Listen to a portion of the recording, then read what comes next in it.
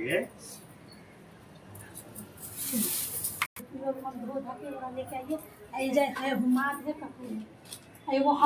तम शोक विनाशकारकम नमामि विघ्नेश्वर पाद पंकजम शांताकारं भुजगशयनं शुभांगमं लक्ष्मीकांतं कमलनयनं जुगभिर्ध्यानगम्यं वंदे विष्णु भवभारं सर्वलोकैकनाथं।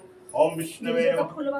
ध्यायेत् नित्यं महेशं रजतगिरिनिभं चारुचन्द्रावतंसमं रत्नकल्पोज्ज्वालंगं परशुमेघ्रवीत्यस्तं पुरुषं पद्मासीन समन्तातस्तु तुमरव्याघ्रगणैः कृतिं वसानं विश्ववन्दं विश्वविजं निखिलभयहरं पंचभक्तं त्रिनेत्रं श्याम सदाशिवाय नमः। जपा कुसुम संकासं कास्प्यं महादितिं तमोहरिं सर्पापगणं प्रणतोऽस्मि देवाकरं जयन्ती मंगलाकाली भद्रकाली कपालिनी दुर्गा क्षमा शिवा धात्री स्वास्वदा नमस्ते। अपना स्थान पर जे बोलो। हाँ चल जाएगी दादा आप स्थान हम ऊपर मेंटेन की माला से जिनका केशों पास अलंकृत और मुंडों की माला से जिन पार्वती न जो भगवान कहते हैं सूत जी कहते हैं मंदार की माला से जिन पार्वती जी का केश पास अलंकृत है और मुंडों की माला से जिन शिव जी की जटा अलंकृत है। जो पार्वती जी दिव्य वस्त्र धारण की है और जो शिव जी दिगंबर नंगे हैं, ऐसे श्री पार्वती जी तथा श्री शिव जी को प्रणाम करता है। रमणीक कैलाश पर्वत के शिखर पर बैठी हुई श्री पार्वती जी कहती है, हे महेश्वर, हमें कोई गुप्त व्रत या पूजन बताइए जो सब धर्मों में सरल हो, जिसमें परिश्रम भी कम करना पड़े लेकिन फल अधिक मिले। हे नाथ, यदि आप मुझ पर प्रसन्न हो तो यह विधान बताइए। हे प्रभु, किस तप व्रत या दान से आदि मध्य और अंत रहित आप जैसे महाप्रभु हमको प्राप्त हुए। ये कौन कह रही हैं? पार्वती शिव जी से। तो आज के दिन प्रायः जैसे दक्षिण भारत में जो है हर नारी अपने गाजरा का निर्माण करती है। ये महत्वपूर्ण आज का पूजा का होता है। शिव जी ने कहा, हे देवी सुनो, मैं तुमको एक व्रत जो मेरा सर्वस्व और छिपाने योग्य है, लेकिन तुम्हारे प्रेम के वशीभूत होकर मैं तुम्हें बतलाता हूं।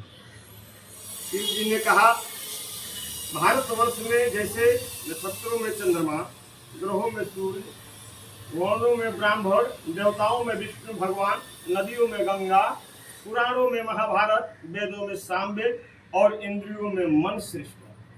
सब पुराणों और वेदों का सर्वस्व जिस तरह कहा गया है, मैं तुम्हें एक प्राचीन व्रत बतलाता हूँ, एकाग्र मन से सुनो। जिस व्रत के प्रभाव से तुमने मेरा आधा आसन प्राप्त किया है वह मैं तुमको बतलाऊंगा, क्योंकि तुम मेरी प्रेयसी हो। भाद्रपद मास में हस्त नक्षत्र से युक्त शुक्ल पक्ष की तृतीया तिथि को उसका अनुष्ठान मात्र करने से स्त्री सब पापों से मुक्त हो। हे देवी, तुमने आज से बहुत दिनों पहले हिमालय पर्वत पर इस व्रत को किया था। यह वृतांत मैं तुमसे कहूंगा।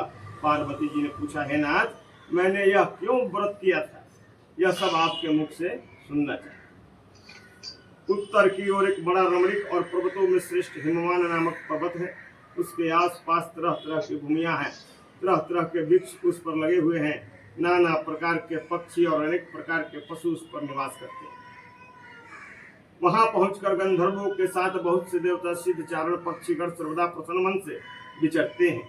वहां पहुंचकर गंधर्व गाते हैं, अप्सराएं नाचती हैं। उस पर्वतराज के कितने ही शिखर ऐसे हैं कि जिनमें स्फटिक, रत्न और वैदुर्य मणि आदि की खानें भरी पड़ी है। वह पर्वत ऊंचा तो इतना अधिक है कि मित्र के घर की तरह समझकर आकाश का स्पर्श किए रहता है। उसके समस्त शिखर सदैव हिम बर्फ से आच्छादित रहते हैं और गंगा जल की ध्वनि सदा सुनाई देती रहती है। हे पार्वती, तुमने बाल्यकाल में उसी पर्वत पर तपस्या की थी। 12 वर्षों तक तुम उल्टी टंकर केवल धुआं पीकर रही। 64 वर्षों तक सूखे पत्ते खाकर रही। माघ मास में तुम जल में बैठी रहती और वैशाख की दोपहरिया में पंचाग्नि तापती। श्रावण महीने में जल बरसता तो तुम भूखी प्यासी रहकर मैदान में बैठी रहती थी। तुम्हारे पिता इस तरह के कष्ट सहन को देखकर बड़े दुखी वे चिंता में पड़ गए कि मैं अपनी कन्या किसको दूं। उसी समय नारद जी वहां पहुंचे। मुनि श्रेष्ठ नारद जी उस समय तुम्हें देखने गए। नारद जी को देखकर गिरि ने अर्ध पाद आसन आदि देकर उनकी पूजा की। हिमवान बोले, हे स्वामिन, आप किस लिए आए हैं? मेरा अहोभाग्य है आपका आगमन मेरे लिए अच्छा है। नारद जी ने कहा, है पर्वतराज सुनो, मैं भगवान विष्णु का भेजा हुआ आपके पास आया। आपको चाहिए कि यह योग्य कन्या रत्न किसी योग्य वर को दे। भगवान विष्णु के समान योग्य वर ब्रह्मा, इंद्र और शिव इनमें से कोई नहीं। इसलिए मैं यही कहूंगा कि आप अपनी कन्या भगवान विष्णु को ही दे। बाप कह रहे हैं अपनी पुत्री से, ये बात कहेंगे नारद जी के माध्यम से आप सुनिए। हिमवान ने कहा, भगवान विष्णु स्वयं मेरी कन्या ले रहे हैं और आप यह संदेश लेकर आए हैं तो मैं उन्हें अपनी कन्या दूंगा। हिमवान की इतनी बात सुनकर मुनिराज नारद आकाश में विलीन हो गए। वे पीताम्बर, शंख चक्र और गदाधारी भगवान विष्णु के पास पहुंचे। वहां हाथ जोड़कर नारद जी ने भगवान विष्णु से कहा, हे देव सुनिए, मैंने आपका विवाह पक्का करा दिया। उधर हिमवान ने पार्वती के पास जाकर कहा कि हे पुत्री, मैंने तुम्हें भगवान विष्णु को दे डाला। तब पिता की बात सुनकर तुम बिना उत्तर दिए ही अपनी सखी के घर चली गई।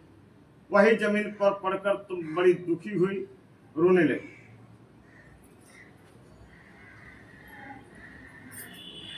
तुमको इस प्रकार विलाप करती हुई देखकर सखी बोली, तुम इतनी दुखी क्यों हो, इसका कारण बताओ। तुम्हारी जो कुछ इच्छा होगी मैं यथाशक्ति उसको पूरा करने की चेष्टा करूंगा, इसमें कोई भी संशय नहीं है। पार्वती बोली, मेरी जो कुछ अभिलाषा है उसे तुम प्रेम पूर्वक सुनो। मैं एकमात्र शिव जी को अपना पति बनाना चाहती हूँ, इसमें कुछ भी संशय नहीं है। मेरे इस विचार को पिताजी ने ठुकरा दिया है, इससे मैं अपने शरीर को त्याग दूंगी। पार्वती की उस बात को सुनकर सखियों ने कहा, शरीर का त्याग न करो, चलो किसी ऐसे वन को चले जहाँ पिता को पता न लगे। ऐसी सलाह कर तुम वैसे वन में जा पहुंची। उधर तुम्हारे पिता घर घर तुम्हें खोजने लगे। दूतों द्वारा भी खबर लेने लगे कि कौन देवता या किन्नर मेरी पुत्री को हरण करके ले गया है। उन्होंने मन ही मन कहा, मैं नारद जी के आगे प्रतिज्ञा कर चुका हूँ कि अपनी पुत्री भगवान विष्णु को दूंगा। ऐसा सोचते सोचते हिमवान मूर्छित हो गए। गिरिराज को मूर्छित देख सब लोग हाहाकार करके दौड़ पड़े। जब होश आया तो सब पूछने लगे कि हे गिरिराज, आप अपनी मूर्छा का कारण बताइए। हिमवान ने कहा, आप लोग मेरे दुख का कारण सुने। न मालूम कौन मेरी कन्या को हरण करके ले गया है। ऐसा नहीं हुआ तो किसी काले सांप ने काट लिया या सिंह खा गए होंगे। हाय हाय, मेरी बेटी कहाँ गई? किसी दुष्ट ने मेरी पुत्री को मार डाला। ऐसा कह के हवा के झोंके से कांपते हुए वृक्ष के समान कांपने लगे। इसके बाद हिमवान में वन वन खोजने लगे। वह वन भी सिंह, भालू, हिंसक जंतुओं से बड़ा भयानक हो रहा था। तुम भी अपनी सखियों के साथ उस भयानक वन में चलती चलती एक ऐसी जगह जा पहुंची जहां नदी बह रही थी। उसमें रमणीक तट पर एक बड़ी सी कंदरा थी। तुमने उसी कंदरा में आश्रम बना लिया और मेरी एक बालुकामयी प्रतिमा बनाकर अपनी सखियों के साथ निराहार रहकर मेरी आराधना करने लगी। जब भाद्रपद शुक्ल पक्ष की हस्तयुक्त तृतीया तिथि प्राप्त हुई तब तुमने मेरा विधिवत पूजन किया और रात भर जाकर गीत बाद आदि से मुझे प्रसन्न करने में बिताया। उस भरत राज के प्रभाव से मेरा आसन डगमगा उठा, जिससे मैं तत्काल उस स्थान पर जा पहुंचा जहां पर तुम अपनी सखियों के साथ रहती थी। वहां पहुंचकर मैंने तुमसे कहा कि मैं तुम पर प्रसन्न हूँ, बोलो क्या चाहती हो। तुमने कहा, मेरे देवता, आप मेरे ऊपर प्रसन्न है तो मेरे पति बने। मेरे तथास्तु कहकर कैलाश पर्वत पर वापस आने पर तुमने वह प्रतिमा नदी में प्रवाहित कर दी। सखियों के साथ उस महाव्रत का पारण किया। हिमवान भी तब तक उस वन में तुम्हें खोजते हुए आ पहुंचे। चारों दिशाओं से तुम्हारी खोज करते करते वे व्याकुल हो चुके थे, इसलिए तुम्हारे आश्रम के समीप पहुंचते ही गिर पड़े। थोड़ी देर बाद उन्होंने नदी के तट पर दो कन्याओं को सोते हुए देखा। देखते हैं उन्होंने तुम्हें छाती से लगा लिया और बिलख बिलख कर रोने लगे। फिर पूछा, पुत्री, तुम सिंह है, व्याघ्र है आदि जंतुओं से भरे इस वन में क्यों आ पहुंची? पार्वती ने उत्तर दिया, हे पिताजी, मैंने पहले ही अपने आप को शिव जी के हाथों सौंप दिया था। आपने मेरी बात टाल दी, इससे मैं यहाँ चली आई। भगवान ने संतावना दी कि हे पुत्री, मैं तुम्हारी इच्छा के विरुद्ध कुछ न करूंगा। वे तुम्हें अपने साथ लेकर घर आए और मेरे साथ तुम्हारा विवाह कर। इसी से तुमने मेरा आधासन पाया है। तब से आज तक किसी के सामने मुझे यह व्रत प्रकट करने का अवसर नहीं प्राप्त हुआ। हे देवी, मैं यह बताता हूँ कि उस व्रत का हरतालिका नाम क्यों पड़ा। तुमको सखिया हर ले गई थी, इसी से हरतालिका नाम पड़ा। पार्वती जी ने कहा, हे प्रभु, आपने नाम तो बताया, अब इसकी विधि को भी बताइए। इसका क्या पुण्य है, क्या फल है, यह व्रत कौन करे। श्री शिव जी पार्वती जी से कहते हैं, हे देवी, मैंने समस्त स्त्री जाति की भलाई के लिए यह उत्तम व्रत बतलाया है। जो स्त्री अपने सौभाग्य की रक्षा करना चाहती हो, वह यत्न पूर्वक इस व्रत को करे। केले के खंभे आदि से सुशोभित एक सुंदर मंडप बनावे, उसमें रंग बिरंग के रेशमी कपड़ों के चंदुआ लगाकर चंदन आदि सुगंधित द्रव्यों से वह मंडप लिपवावे। फिर शंख, भेरी, मृदंग आदि बाजी बहुत से लोग एकत्रित होकर मंगल करते हुए इस मंडप में पार्वती तथा शिव जी की प्रतिमा स्थापित करें। उस रोज दिन भर उपवास कर बहुत से सुगंधित फूल, सुगंध और मनोहर धूप, नाना प्रकार के नैवेद्य आदि एकत्र कर मेरी पूजा करे और रात भर जागरण करे। ऊपर जो जो वस्तुएं गिनाई गई है, उनके अतिरिक्त नारियल, सुपारी, जम्बीरी, नींबू, लौंग, अनार, नारंगी आदि जो जो फल प्राप्त हो सके उन्हें इकट्ठा कर उस ऋतु में जो फल तथा फूल मिल सके विशेष रूप से रखे। उसके बाद धूप दीप आदि से पूजन कर प्रार्थना करे। हे शिवे, शिव रूपी, हे मंगले, सब अर्थों को देने वाली, हे देवी, हे शिव रूपे, आपको नमस्कार है। हे शिव रूपे, आपको सदा के लिए नमस्कार है। हे ब्रह्म रूपी, आपको नमस्कार है। हे जगतधात्री, आपको नमस्कार है। हे सिंहवाहिनी, संसार के भय से भयभीत मुझ दिन की रक्षा करे। इस कामना की पूर्ति के लिए मैंने आपकी पूजा की है। हे पार्वती, मुझे राज और सौभाग्य दे, मुझ पर प्रसन्न होवे। इन्हीं मंत्रों से पार्वती जी तथा शिव जी की पूजा करें। तदनंतर विधि पूर्वक कथा सुने और ब्राह्मण को वस्त्र, गौ, स्वर्ण आदि देवे। इस एकाग्रचित होकर स्त्री पुरुष दोनों एक साथ पूजन करने लगे। कहाँ चले गए? और इस तरह एक चित्त होकर स्त्री पुरुष दोनों ही एक साथ पूजन करें। फिर वस्त्र आदि जो कुछ हो उनका संकल्प करें। हे देवी, जो स्त्री इस प्रकार पूजन करती है वह सब पापों से छूट जाती है और उसे 7 जन्म तक सुख तथा सौभाग्य प्राप्त होगा। जो स्त्री तृतीया तिथि का व्रत न कर अन्न भक्षण करती है तो वह 7 जन्म तक बांध्या रहती है और उसको बार बार विधवा होना पड़ता है।